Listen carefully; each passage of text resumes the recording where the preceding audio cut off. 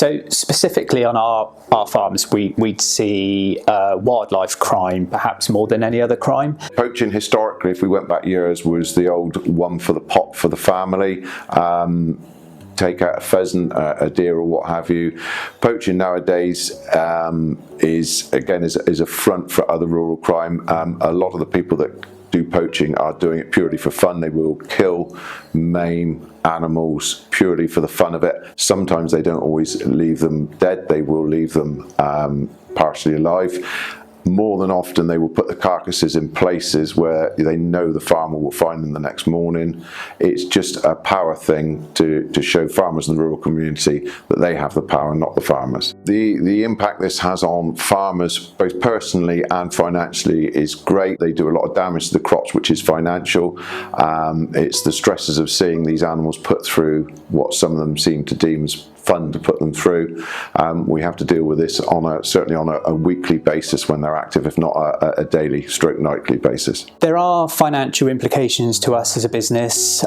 People driving through gates and hedges and fences, and particularly where livestock are involved, where gates and fences are damaged, livestock get out, and that has its own implications.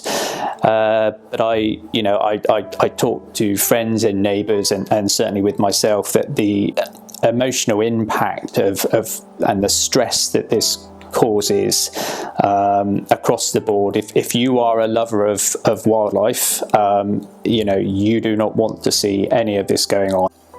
Yeah, from a damage point of view, they will drive across crops, do donuts, do whatever. Which at the end of the day, if you spent a lot of time trying to plant, it's like somebody coming into your garden and trashing your garden flowers. It might not look anything to anybody, a 40-acre field of nicely drilled wheat, but when you're a farmer, that hurts when somebody's trashed it by driving over, and it's the worry of you're wondering what they're going to do next to you and your property at the same time. With regard to the rural community helping, again, it's looking out for these vehicles that are travelling about down lanes at night. Quite often, even on a public road, they don't always have lights on. They will put them on when they see you.